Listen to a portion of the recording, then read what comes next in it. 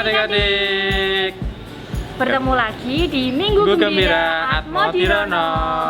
Hari ini ditemani dengan Diakon Edwin dan Kak Mayang. Hari ini kita akan pergi ke suatu tempat. Ya, betul. Penasaran kan? Oke, kita perjalanan ke sana ya, Diakon? Perjalanan ya. 1, 2, 3. Nah, kita sudah sampai di Yogyakarta. Tepatnya di Biara Nazaret. Adik-adik sekalian, persiapkan diri kalian karena sebentar lagi kita akan keliling. Kita akan masuk ke lorong-lorong biara ini dan melihat ruangan-ruangan yang ada di sini. Jadi, tetap ikuti Minggu Gembira kali ini ya. Adik-adik, sebelum kita mulai Minggu Gembira kali ini, marilah kita berdoa terlebih dahulu. Dalam nama Bapa dan Putra dan Roh Kudus, amin. Tuhan Yesus, terima kasih atas berkat-Mu pada hari ini. Kami bisa berkesempatan untuk mengikuti Minggu Gembira kali ini. Berkatilah dalam Minggu Gembira kali ini supaya kami semua mendapat berkat. Amin. Dalam nama Bapa dan Putra dan Roh Kudus. Amin. Halo adik-adik, hari ini bersama Frater Ferdi kita akan membaca Alkitab dan kita akan membaca dari Injil Lukas. Lalu ia turun dengan mereka dan berhenti pada suatu tempat yang datar. Di situ berkumpul sejumlah besar dari murid-muridnya dan banyak orang lain yang datang dari seluruh Yudea dan dari Yerusalem dan dari daerah pantai Tirus dan Sidon. Lalu Yesus memandang murid-muridnya dan berkata, "Berbahagialah, hai kamu yang miskin, karena kamulah yang mempunyai kerajaan Allah. Berbahagialah, hai kamu yang sekarang ini lapar, karena kamu akan dipuaskan. Berbahagialah, hai kamu yang sekarang ini menangis, karena kamu akan tertawa. Berbahagialah kamu jika karena Anak Manusia orang membenci kamu, dan jika mereka mengucilkan kamu dan mencela kamu, serta menolak namamu sebagai sesuatu yang jahat. Bersukacitalah pada waktu itu dan bergembiralah, sebab sesungguhnya upahmu besar di surga. Karena secara demikian juga nenek moyang mereka telah memperlakukan para nabi. Tetapi celakalah kamu, hai kamu yang kaya, karena dalam kekayaanmu kamu telah memperoleh penghiburanmu. Celakalah kamu yang sekarang ini kenyang, karena kamu akan lapar. Celakalah kamu yang sekarang ini tertawa, karena kamu akan berduka cita dan menangis. Celakalah kamu jika semua orang memuji kamu, karena secara demikian juga nenek moyang mereka telah memperlakukan nabi-nabi palsu." Demikianlah sabda Tuhan, terpujilah Kristus. Adik-adik yang terkasih, tadi kita sudah mendengarkan bersama bacaan Injil yang menceritakan tentang sabda bahagia yang diucapkan oleh Tuhan Yesus. Inti dari sabda bahagia adalah sebenarnya bagaimana adik-adik semua perlu berbahagia. Bahagia itu apa? Gembira. Bahagia itu apa? Bersukacita, ya, terutama bersukacita dan bergembira karena kita menjadi anak-anak Tuhan yang baik. Maka adik-adik sekalian, jangan pernah sedih, jangan pernah muram, dan jangan pernah murung ketika adik-adik semua melakukan hal-hal perbuatan yang terpuji.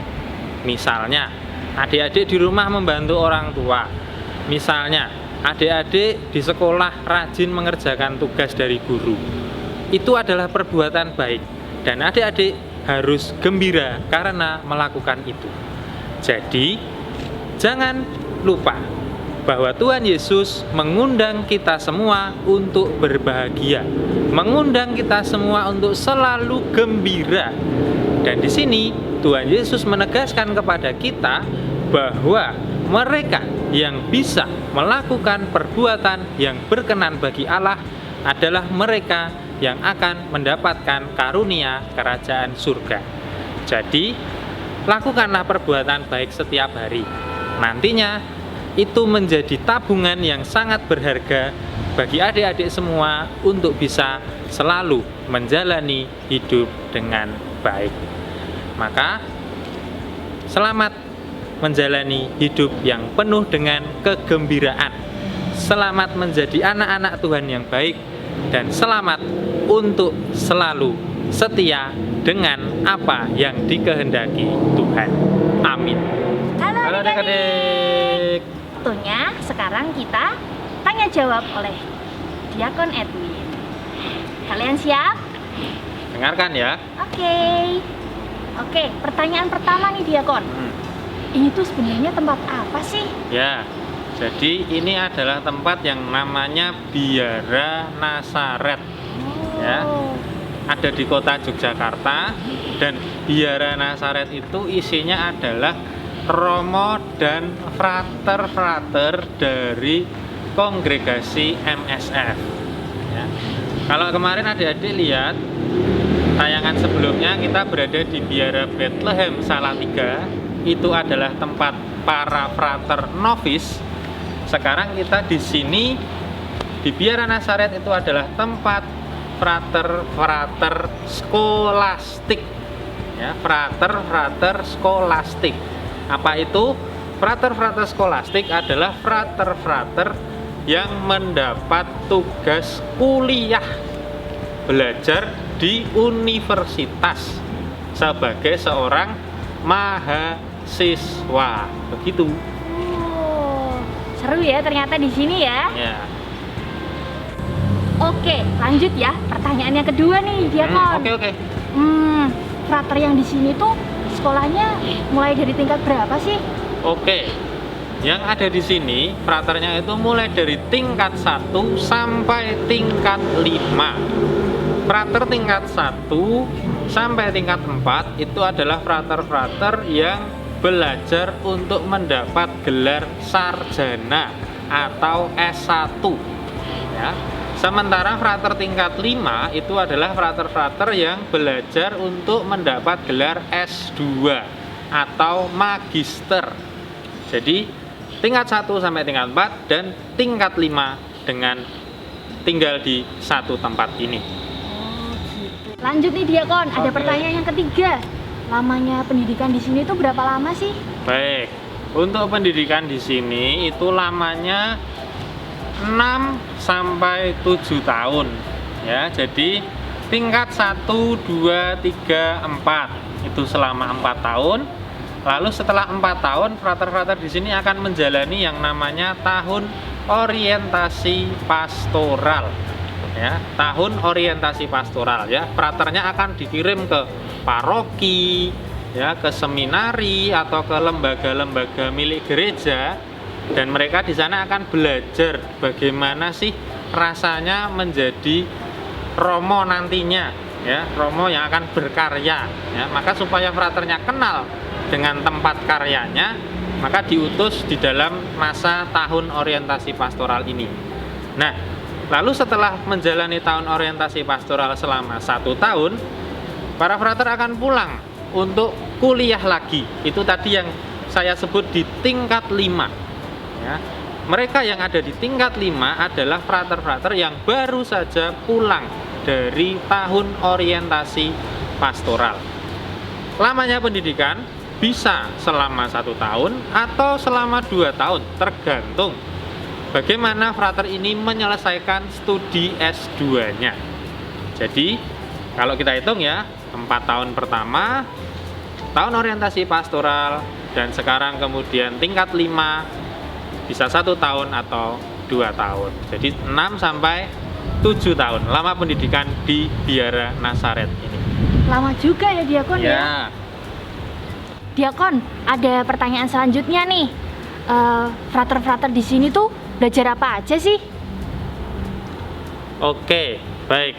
Jadi selama di sini tugas pokok para frater itu adalah belajar ilmu filsafat dan teologi. Ya, apa itu filsafat dan teologi? Filsafat itu adalah ilmu yang mempelajari tentang pemikir-pemikir, ya, orang yang mengeluarkan ide-ide dari zaman dulu. Kalau ilmu teologi itu adalah ilmu yang mempelajari tentang hidup Tuhan Yesus. Ya, jadi bisa dari kitab suci, bisa dari sejarah gereja, ya, bisa dari sakramen, ya. Semua itu masuk dalam bidang ilmu teologi. Selain itu, para frater juga bisa belajar hal lain, misalnya belajar bahasa. Di sini yang sering dipakai untuk belajar adalah bahasa Inggris, lalu bahasa Italia, dan kadang-kadang para frater juga mempelajari bahasa Jerman. Kenapa bahasa-bahasa ini dipelajari?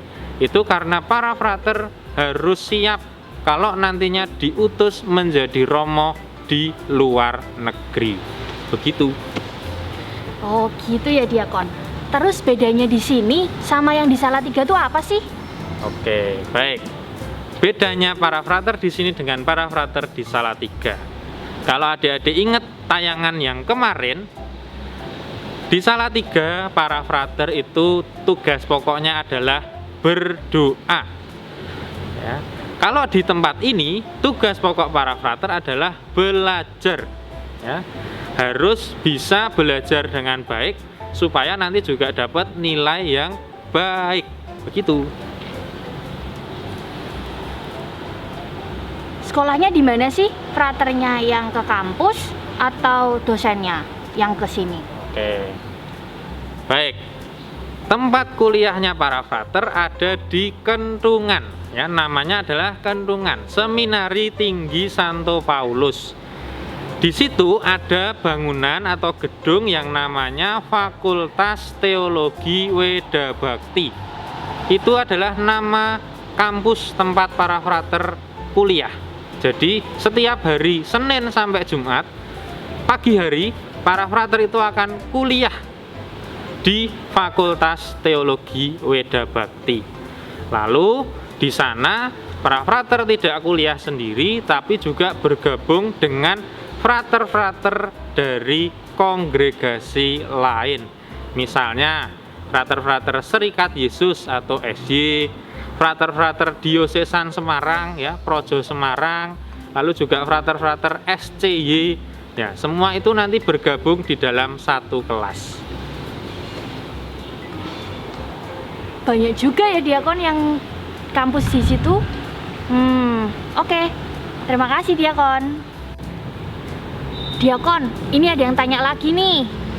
Selain belajar, frater-frater itu kegiatannya ngapain aja ya? Ya, jadi selain belajar, para frater di sini juga memiliki kegiatan yang lain. Misal, ya, setiap hari para frater itu wajib untuk ikut misa pagi, misa harian. Ya, tidak boleh bolos, harus selalu datang di misa harian.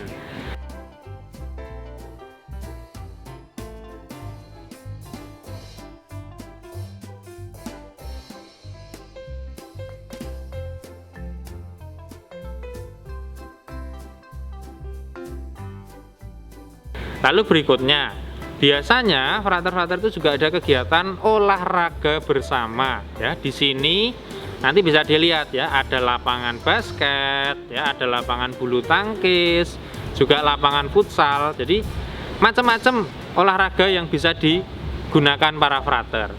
Selain itu juga para frater punya tugas untuk bersih-bersih lingkungan sekitar, ya. Jadi entah menyapu halaman atau membersihkan gereja atau mengepel lantai kamar, semuanya itu adalah tugas yang harus dilakukan oleh para frater.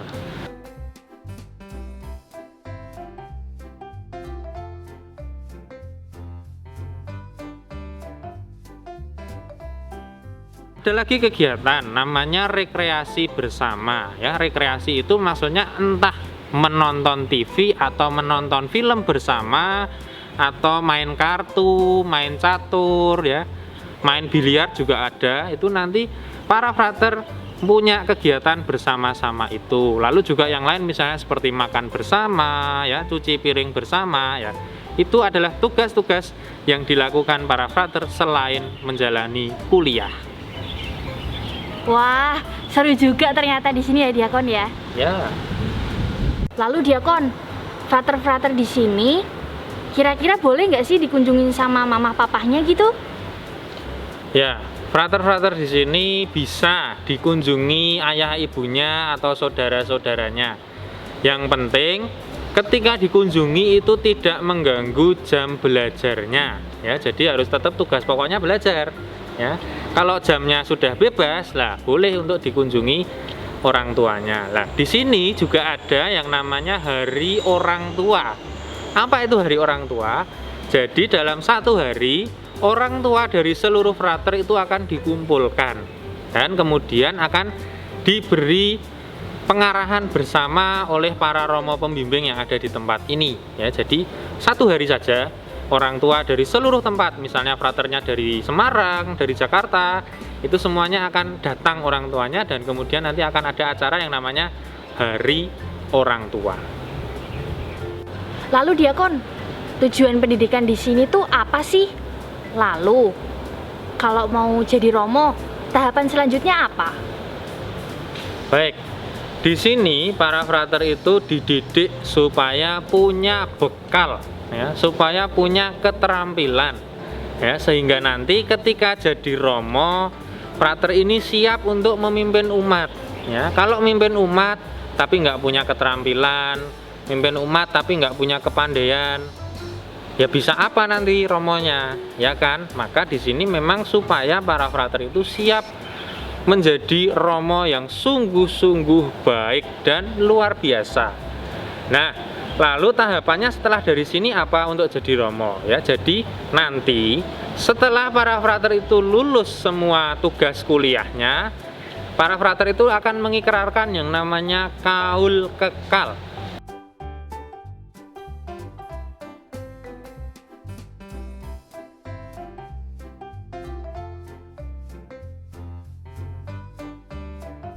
Kaul kekal itu adalah janji seumur hidup untuk setia sama Tuhan ya. Kaul kekal janji untuk setia seumur hidup sama Tuhan.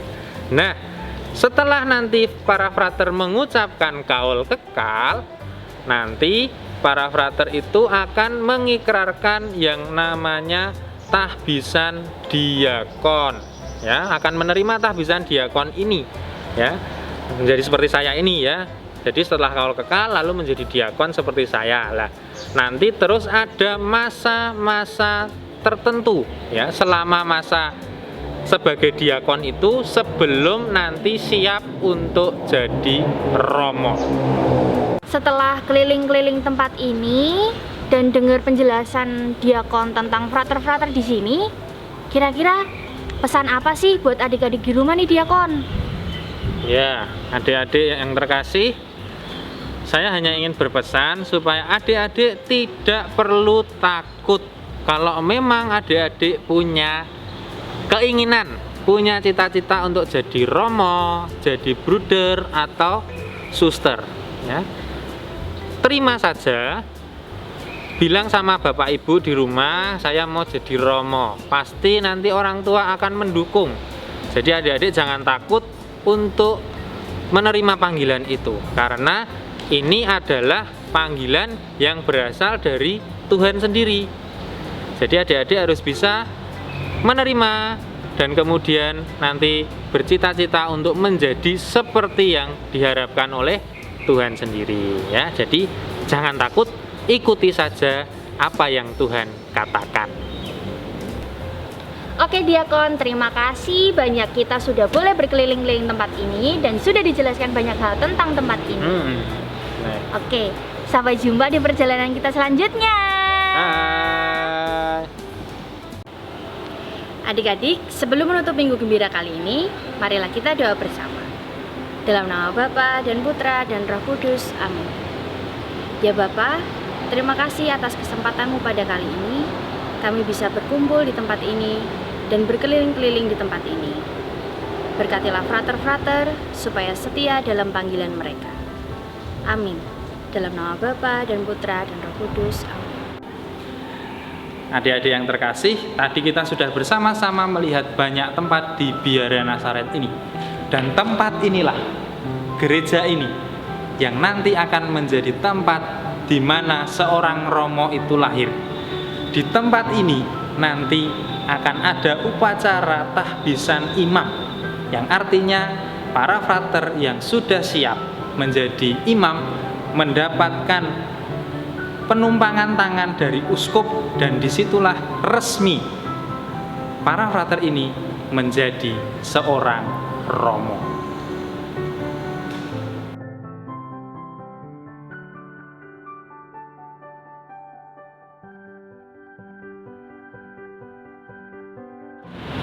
Oke adik-adik, kita sudah selesai nih keliling-keliling di Biara Nazaret. Dan kita tadi sudah lihat ruangan-ruangan yang ada di sini serta kegiatan-kegiatan dari para frater. Dan kita juga bersama-sama sudah mendengarkan bacaan Injil serta renungan. Maka adik-adik sekalian, tetap semangat dan tetap menjadi anak Tuhan yang baik. Tetap rajin berdoa, tetap patuh sama orang tua, tetap rajin ke gereja untuk ikut misa. Dan sampai jumpa di Minggu Gembira selanjutnya. Dadah!